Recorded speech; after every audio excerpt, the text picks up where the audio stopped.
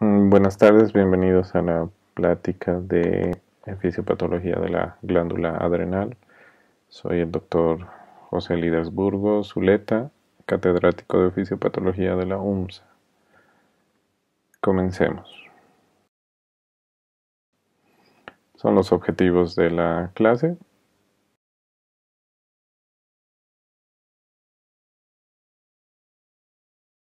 Muy bien. Recordar que la glándula suprarrenal se encuentra en el polo superior de ambos riñones. Van a recibir irrigación por la arteria frénica inferior. La arteria renal también va a dar ramas y la aorta de manera directa, la aorta abdominal, y van a proporcionar lo que es la arteria suprarrenal superior, la media y la inferior. El drenaje venoso por proximidad se va a dar hacia la cava inferior directamente en el lado derecho y en la vena renal izquierda en el lado izquierdo. El origen embrionario pues nos muestra dos orígenes: el mesodermo para la corteza, que se va a dividir en las tres zonas, glomerulosa, fasciculada y zona reticularis, y la migración de células de la cresta neural hacia la glándula adrenal, que finalmente van a formar un solo órgano, pero con distinto origen, y por eso también distinta secreción hormonal, que vamos a ver más adelante. El tamaño aproximado es 0.61 por 0.28 por 0.28 en el lado derecho y 0.79 por 0.33 por 0.30 en el lado izquierdo. Esto medido por tomografía, ya que tiene una forma de Y. Bien, hablando un poco de la fisiología, habíamos dicho que la médula tiene un origen de la cresta neural y la corteza del mesodermo. Y en esta corteza se van a diferenciar, como saben, tres capas. La zona glomerulosa va a secretar aldosterona, siempre acuérdense la G y la A acá, y la zona fascicular, cuyo mnemotécnico es FACO, para el cortisol, y la zona reticular, que va a secretar hormonas sexuales, la dehidroepiandrosterona, que va a terminar bueno, los dos compuestos estrógeno y testosterona, ¿no? También la médula, pues las catecolaminas, la epinefrina y la norepinefrina. Y bueno, algunos otros péptidos como la somatostatina y la sustancia P. Ahora, hablando directamente de la zona glomerulosa con la aldosterona, debemos recordar que este va a actuar en el sistema de renina-angiotensina. Cuando existe una baja de presión o de volumen, se va a liberar renina en el riñón, y eso va a hacer que se diferencie la angiotensina, angiotensinógeno en angiotensina 1 y angiotensina 2, y esto va a hacer que se estimule la zona glomerulosa y actúe la aldosterona, para así aumentar la reabsorción de sal, con cloruro de sodio y agua, y así incrementar el flujo, el volumen y la presión, ¿no? También debemos recordar que la angiotensina 2 por sí sola actúa en los vasos, simulando una vasoconstricción, como ustedes pueden ver acá. También decir que los receptores de angiotensina están liberados también en el pulmón. Y bueno, entonces vemos ahí el importante papel que tiene la aldosterona en la restauración de la presión arterial, y si es que está en exceso pues producirá excesiva presión o lo que se llama hipertensión. También recordar que la bioquímica de estos compuestos derivan del colesterol. Recordar que el colesterol tiene tres partes principales: un grupo hidroxilo, un núcleo esteroideo y un núcleo hidrocarburo, ¿no? Una cadena hidrocarburífera en realidad. Entonces de aquí pues derivarán todas las hormonas y por eso también son denominadas esteroideas. Por esta vía la mineral corticoide termina en la aldosterona. Recordemos que esto es en la capa glomerulosa. En la fasciculada estará igual la vía, muy importante, la enzima 17 alfa hidroxilasa, no lo olviden, para la formación de cortisol en la zona fascicular, y llamado también glucocorticoide, y las hormonas sexuales que habíamos hablado de la dehidroepiandrosterona, que va a terminar en estrógeno y testosterona estradiol. Recordad que los esteroides vienen de la palabra esterol, que significa alcohol rígido. Bueno, ahora vamos a hablar de cada hormona, en este caso la mineral corticoide, que es la aldosterona, y vamos a ver la influencia que tiene en la inflamación, aumentando los factores inflamatorios, aumentando el estrés oxidativo con el NAD, y también la resistencia a la insulina, por ejemplo, con todos estos mecanismos, la trombosis, la aterosclerosis, la disfunción del endotelio sin producción de óxido nítrico, la proliferación de este músculo liso y la formación de colágeno. Esto cuando está en exceso, ¿no? También recordar las funciones que tiene el cortisol. Ya vimos cuál es su vía y que se denomina glucocorticoide. Bueno, el sistema visual va a tener un efecto antiinflamatorio. En el sistema nervioso también para la homeostasis fisiológica, para respuesta al estrés. En el cardiovascular también va a ser antiinflamatorio, sobrevivencia de cardiomiocitos, incremento de la presión arterial y del tono vascular con antiangiogénesis. En el sistema inmune pues va a disminuirlo, va a haber una supresión sobre todo de enzimas proinflamatorias, citocinas, regulación de hormonas inmunológicas que haya mutado, migración y apoptosis. En la piel, o en el tegumento, tejido celular subcutáneo, va a ser antiinflamatorio, va a disminuir la cicatrización de una herida y va a tener va a actuar en la integridad del epitelio. En el sistema musculoesquelético, antiinflamatorio, va a actuar en el anabolismo y catabolismo muscular, la resistencia a la insulina, apoptosis osteoblástica y la osteoclastogénesis. El sistema reproductivo, en la función de la gónada, en el desarrollo de los órganos fetales y su maduración. Como sabemos, se puede aplicar en la maduración de los neumocitos tipo 2 para la formación de surfactante cuando están en semana 32. Bueno, a nivel de el hígado va a actuar en el metabolismo de la glucosa, claro, en la regulación de la glucosa y en la homeostasis de lípidos. Y en el sistema respiratorio, pues en la supresión de citocinas, de quemoninas y moléculas de adhesión celular.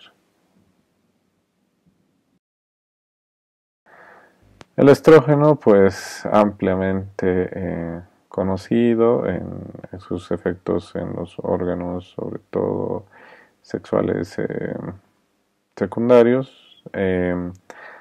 Por ejemplo, a nivel de tejido celular subcutáneo va a aumentar la adipogénesis en la mama, va a actuar en la proliferación de tantas células normales y si es que estas están mutadas o alteradas en las cancerígenas también.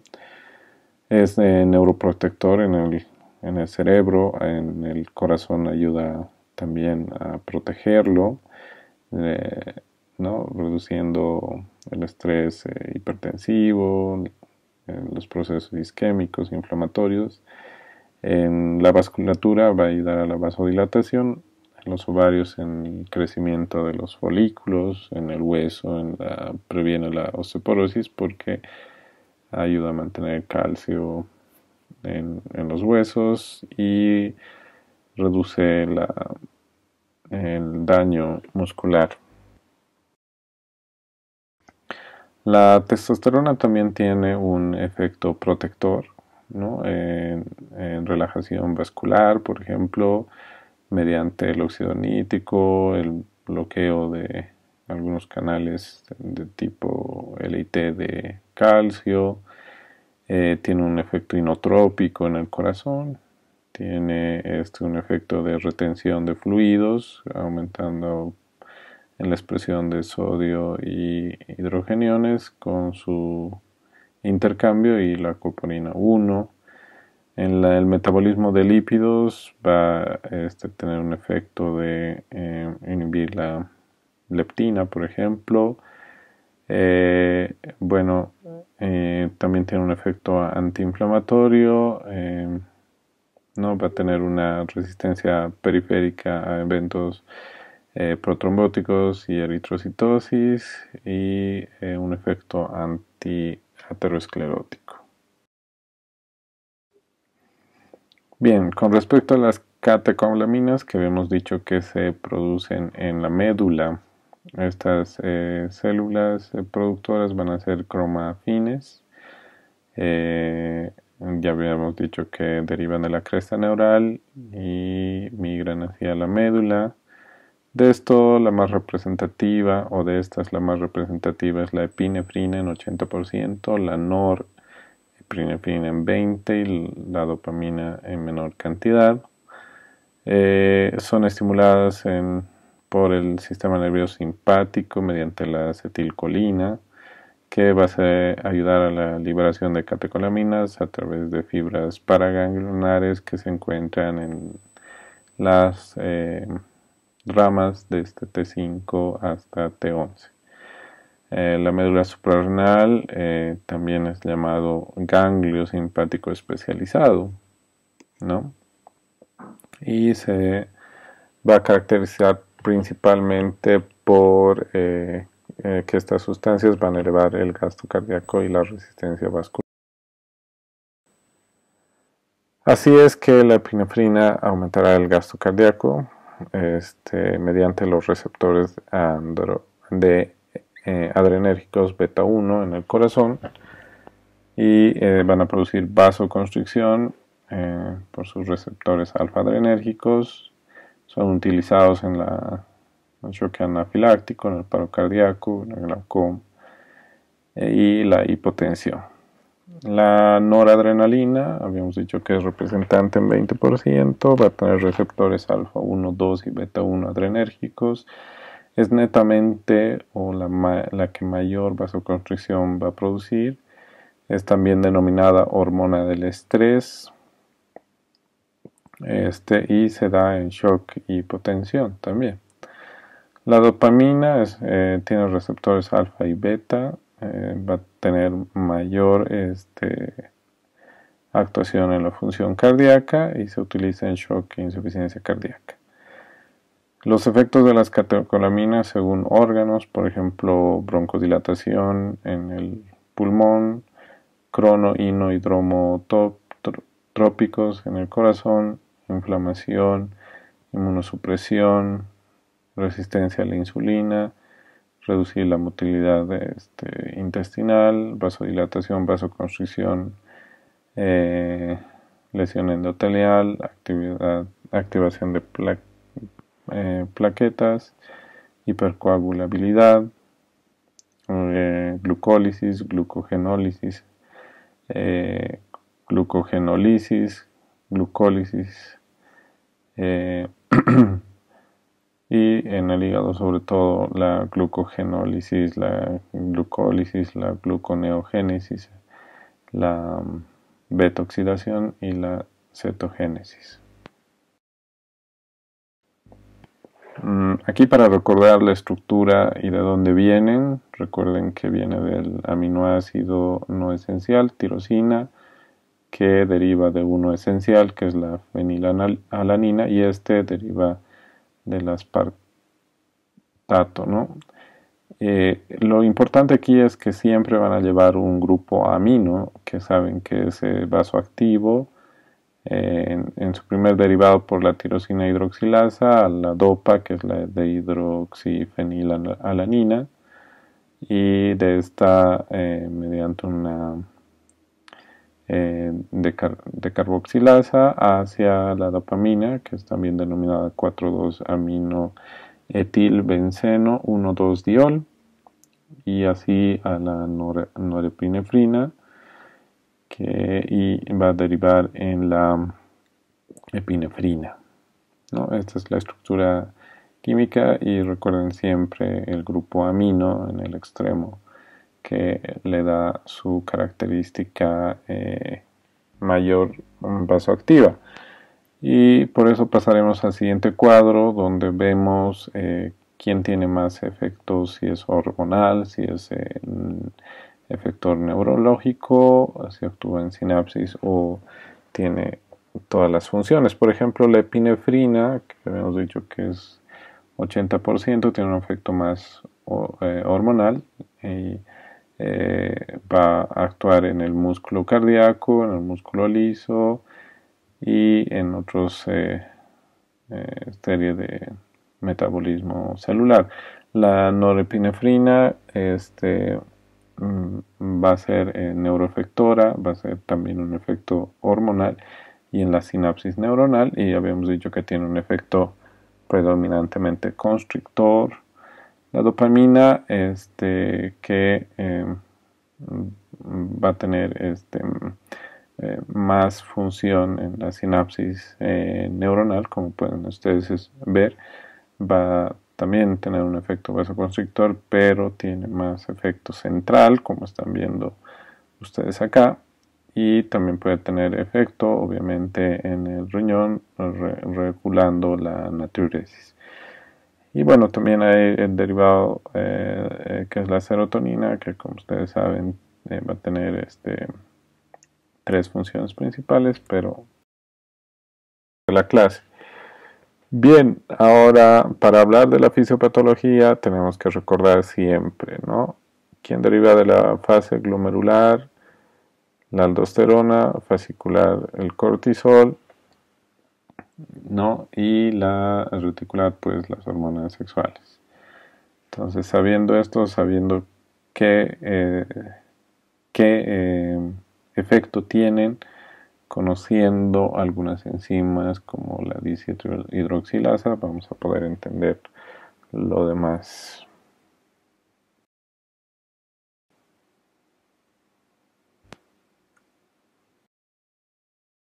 Bien, vamos a hablar de la hiperplasia adrenal, ¿no? Obviamente, si existe en esta hiperplasia suprarrenal o adrenal, es congénita, es autosómica recesiva y hay una deficiencia de la 21-hidroxilasa. ¿Qué pasa con esto? Que justamente en la conversión de pregnenolona y todos los pasos hacia aldosterona está la 21-hidroxilasa Por lo tanto, la vía de formación bioquímica va a ir solamente hacia las hormonas y de predominio los andrógenos. Entonces, como hay una disminución de aldosterona y cortisol, obviamente va a haber un feedback negativo para que se eleve la adrenocorticotropa en el perdón, en la hipófisis, ¿no? Y se presenta mujeres con genitales ambiguos, ¿no? Que tienen las dos características del 1 al 5 según esta clasificación. Ahora, la hipoplasia adrenal. En la hipoplasia adrenal el cortisol estará elevado y esto hará que la STH esté baja, ¿verdad? Es un diagnóstico de infancia tardío. Se presenta un paciente con deshidratación, hiponatremia, hipopotasemia e hipotensión. La corteza tiene una patología y expresión distinta según cada capa. Se da por una mutación en el gen DAX1, gen 1 del cromosoma X de la hipoplasia adrenal congénita con inversión del sexo, sensible a la dosis, también llamado gen NROB1, Nuclear Receptor Subfamily 0, grupo B, miembro 1. Los varones XX tienen niveles elevados prenatales de hormonas masculinas, resultando en varios grados de genitales externos, ¿no? Bien, ahora vamos a hablar de la aldosterona. Recuerden, ¿no? Es mineral corticoide y cuando tiene una alteración debemos clasificar esto en primario y en secundario. Cuando es primario, la glándula adrenal está alterada por cualquier situación, tumoral, quirúrgica, etc. Por lo tanto, el feedback negativo va a ser que se eleve la adrenocorticotropa a nivel de hipófisis, ¿verdad? Si está mal la adrenal, pues no va a haber la síntesis normal de cortisol y aldosterona y esto es baja. Si es del tipo secundario, en la hipófisis no se produce quien estimula la formación de cortisol y aldosterona, ¿verdad? Entonces no va a haber esta estimulación y obviamente van a estar bajos todos, tanto la ACTH como la estimulación de la adrenal y el cortisol. A eso denominamos al hipoaldosteronismo primario, que afecta directamente a la glándula, a enfermedad de Addison, por quien lo describió.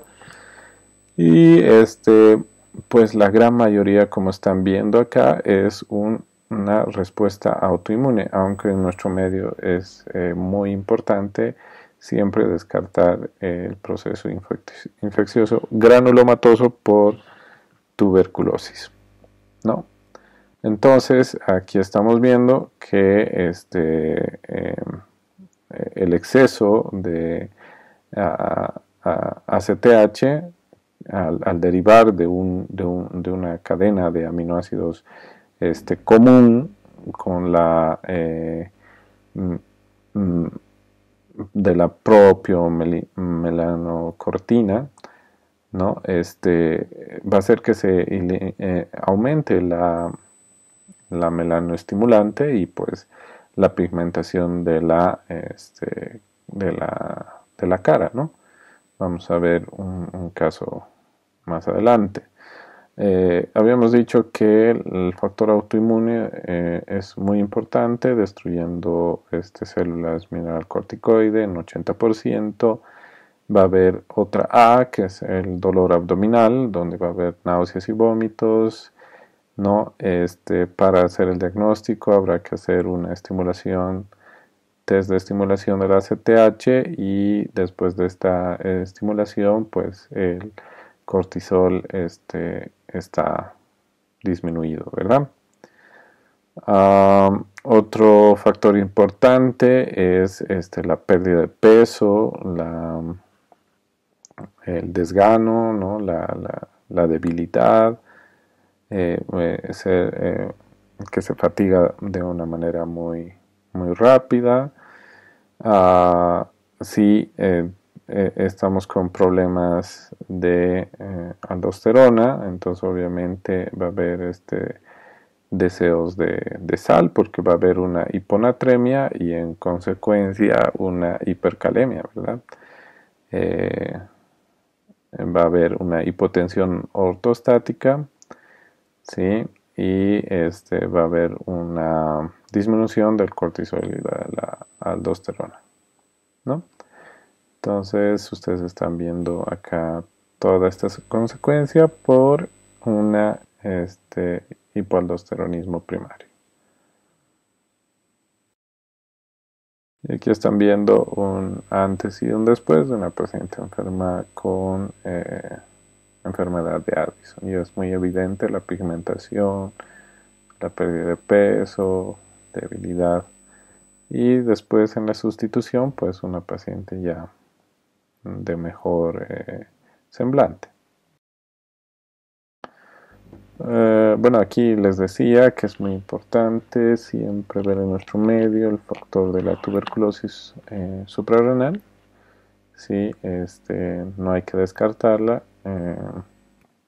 Y la destrucción de la glándula, como ven en esta pieza de patología. Aquí continuando con la enfermedad de Addison, pero para compararlo con con la hiperplasia, ¿no?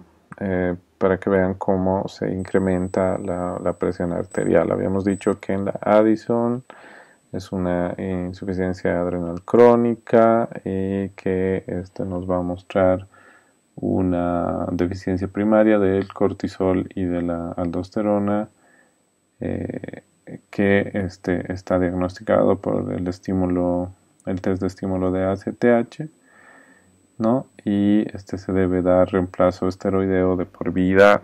Va a tener pérdida de peso, debilidad, hiperpigmentación, como les mostraba en el actual y el después en esa paciente, en antes y después. Y aquí habíamos dicho que hay una pérdida de sodio. Esto va a aumentar el potasio en sangre, puede traer alteraciones obviamente cardiológicas, pero sobre todo esta pérdida de sodio, cloro y agua va a hacer que exista una hipotensión, y al no tener la aldosterona quien regule en el sistema RAS, pues es una característica, ¿no? Y al contrario, una hipertensión en un hiperaldosteronismo primario, hiper, ya no hipo, donde puede haber una lesión, como es un adenoma, por ejemplo, en el síndrome de Cohn, vamos a ver ahorita, y una hiperplasia, ¿no? En este caso hay una hipertensión, hay una hipocalemia, al contrario que Addison, y bajos niveles de renina en plasma. Y bueno, habíamos dicho que vamos a ver este síndrome de Cohn, o llamado aldosteronismo primario, ¿no?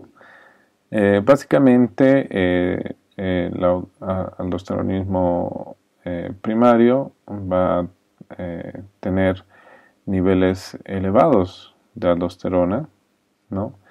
Y van a tener como signo y sintomatología la hipertensión, explicada por el aumento de sodio, el aumento de volumen y la producción de la hipertensión, como veíamos en el anterior gráfico. La hipocalemia por este aumento del sodio y del volumen, y por lo tanto disminución del potasio, ¿verdad? Y por la activación de bombas de sodio, potasio, ATPasa.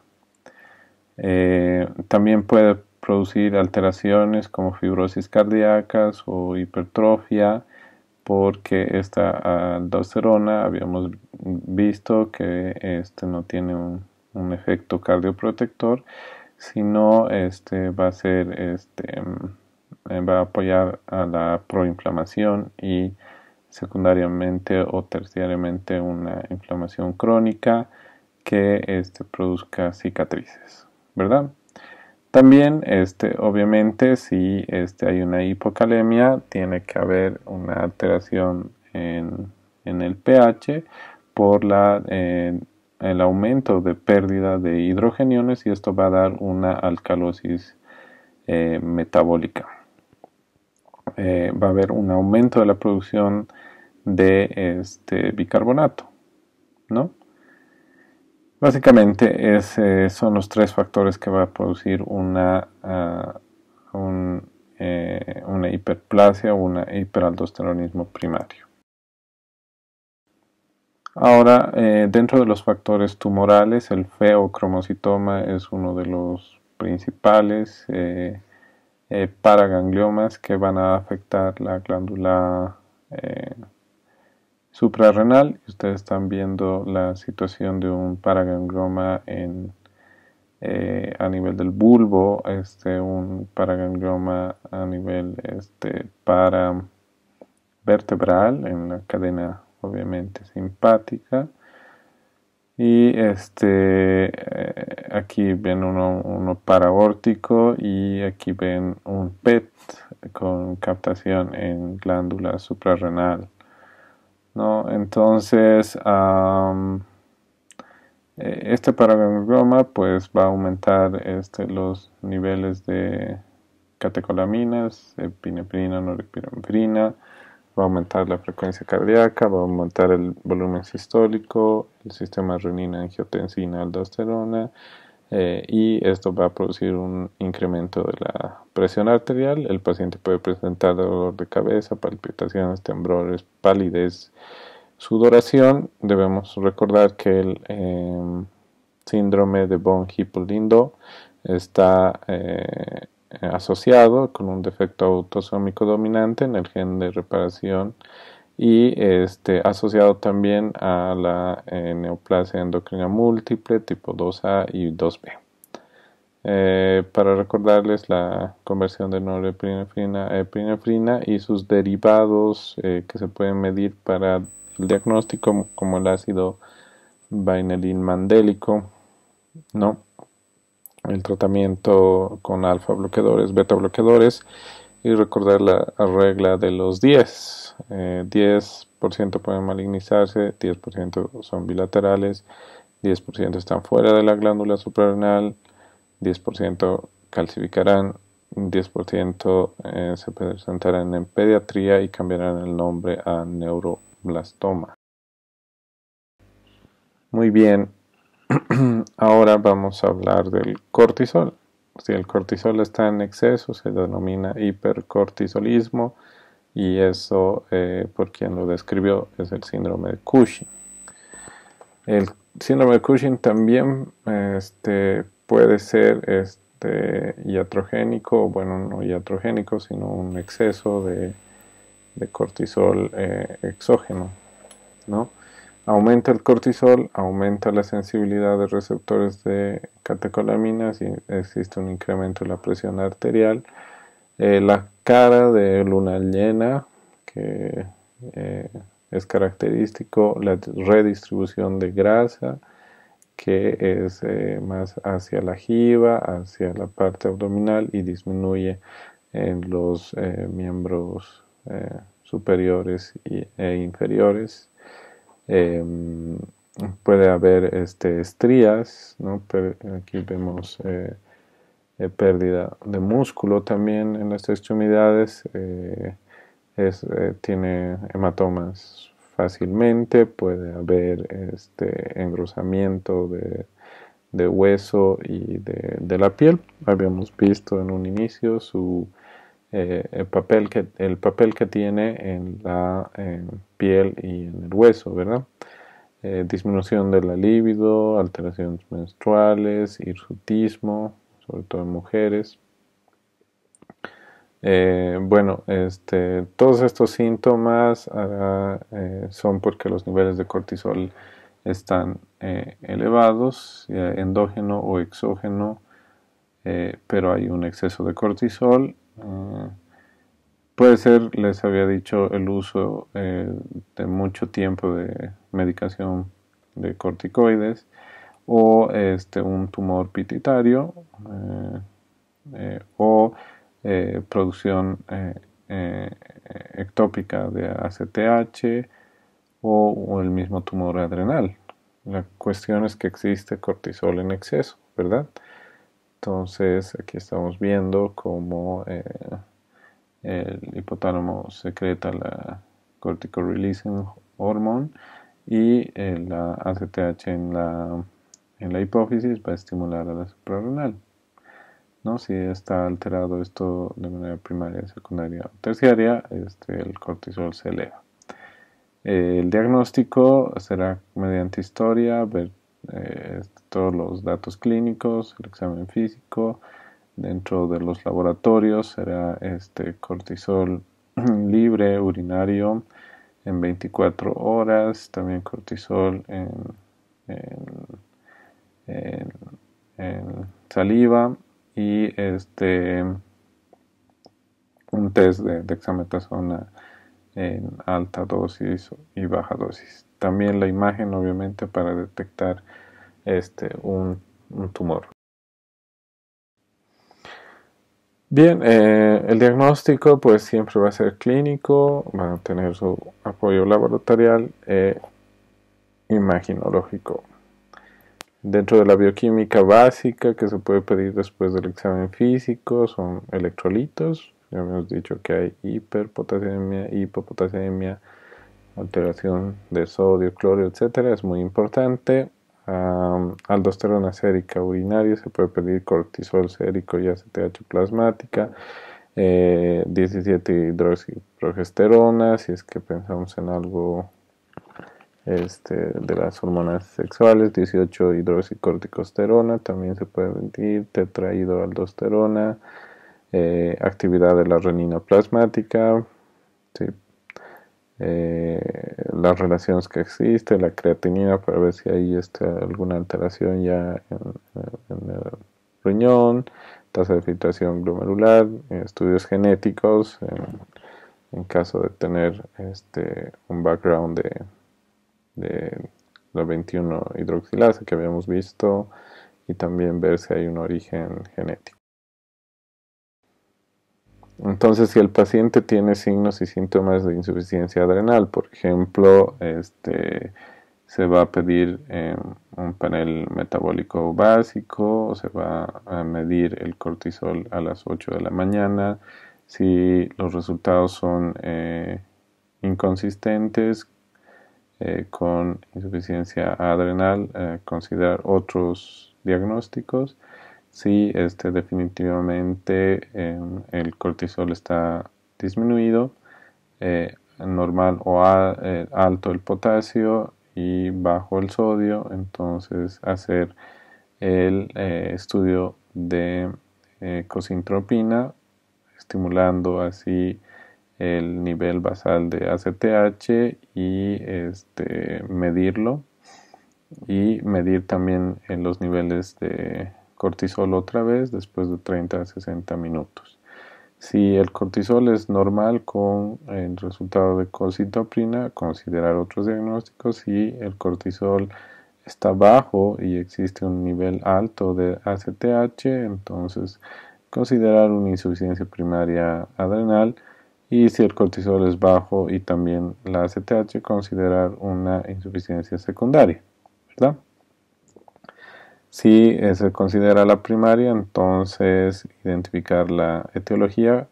Se puede medir niveles de anticuerpos contra la enzima 21 hidroxilasa y hacer un estudio de imagenología de la glándula suprarrenal en busca de tumor. Ahora, con respecto al hipercortisolismo, si es evidente el diagnóstico, ¿Y qué se puede ofrecer? Se puede ofrecer una cirugía, si es micro, macro, adenoma, con invasión o con alteración del quiasma óptico. No, si esto ayuda, hay una remisión y será evaluaciones recurrentes. Y si definitivamente continúa el problema y el diagnóstico, entonces se puede volver a cirugía con que muestre persistencia del adenoma, por ejemplo, y volver a operar. Si no existe remisión de esto, habrá que hacer ya tratamiento monoterápico como la cabergolina o el ketoconazol, o combinados ambos u otras drogas, ¿no? Haciendo controles de resonancia magnética, considerar radioterapia en un próximo control. Si definitivamente incluso con tratamiento no se controla, se puede ofrecer radioterapia como tratamiento médico asociado y la adrenilectomía también, ¿no? Y bueno, el otro pilar importante es el diagnóstico por imágenes. Habíamos visto en la anterior clase la formación del microadenoma, que es menor a 10 milímetros. Si ustedes están viendo esta imagen hipointensa, que con la captación normal de la glándula hipófisis podemos nosotros localizarlo en este sitio central, básicamente con un diámetro aproximado de 2 o 3. El macroadenoma supera a los 10 milímetros y tiene más componente de presión, ¿sí? Hacia el hipotálamo, el quiasma, etcétera, y que ya habíamos visto, y puede haber otros tumores como el craniofaringioma, los meningiomas, metástasis o raramente los traumatismos, ¿no? Y bueno, el diagnóstico ya dedicado hacia los suprarrenales, nosotros pensaríamos que son glándulas grandes, no son tan grandes, no, como habíamos visto, mide 0.61 en la derecha y 0.79 centímetros en la izquierda, y tienen esta estructura de V en el lado derecho y Y.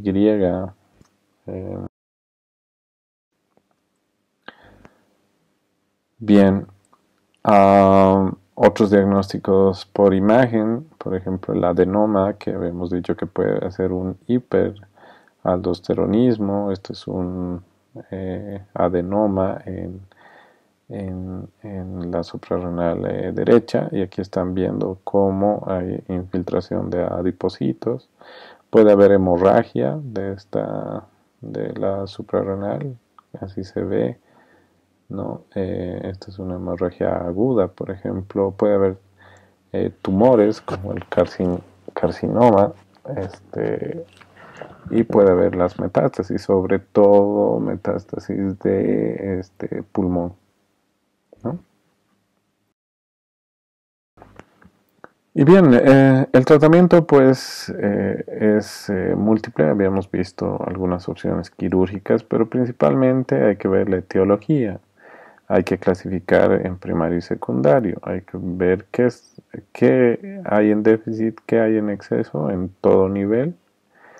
Hay que ver obviamente la sintomatología del paciente. Hay que reevaluar clínico, laboratorial y sérico imagenológico. Hay que hacer un plan de tratamiento médico o quirúrgico.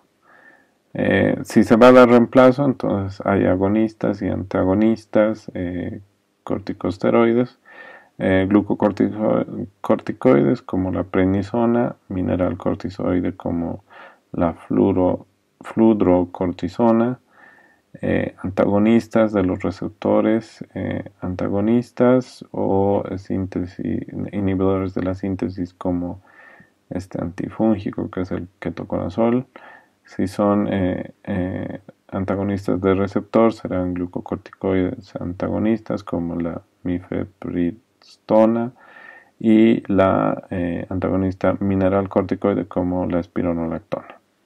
Entonces, bueno, decidir qué sustitución se va a dar si es que está bajo los niveles para tratar de no hacer un sobretratamiento ni un bajo tratamiento, porque el exceso de tratamiento pues se va a ir al lado del hipercortisolismo, ¿verdad? Características cushinoides, obesidad central, disminución del crecimiento, pérdida de peso, osteoporosis, resistencia a la insulina y intolerancia a la glucosa. En cuanto a los glucocorticoides, cuyo principal representante es el cortisol, habíamos dicho, y la hipertensión en caso de aldosterona.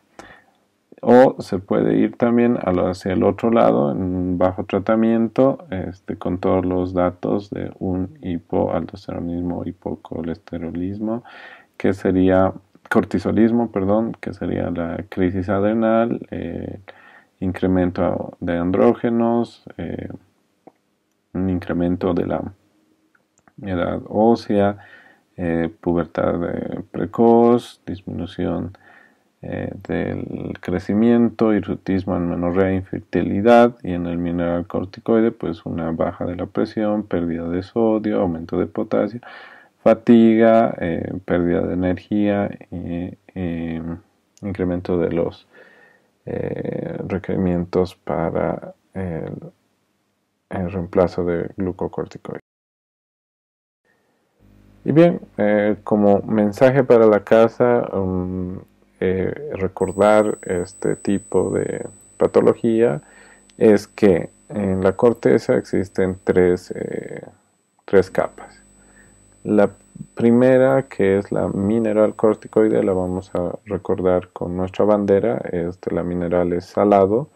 La glucocorticoide, donde está el cortisol, es dulce, el amarillo. Y donde está las hormonas sexuales, le vamos a poner sexy en verde. Entonces, para que no se olviden, salado, dulce y sexy, o se vuelve más dulce cuando más profundo vas. Entonces, para no olvidar, ahora, tipo de falla adrenal. Si es primario, ¿qué está mal? La glándula. ¿Qué se va a elevar? La ACTH. ¿Qué hormonas faltan? Cortisol, aldosterona y dihidroepi. Secundario, ¿qué está mal? La hipófisis. ¿Qué va a estar bajo? La ACTH. ¿Qué va a fallar? Cortisol y hormonas de hidro. Y terciario, esteroides exógenos. La ACTH va a estar disminuida y ¿qué va a estar? ¿Qué hormonas van a faltar? Cortisol y la DEA. ¿Ok? Bien, con eso habríamos terminado. Muchísimas gracias y que estén bien. Nos vemos en la próxima clase.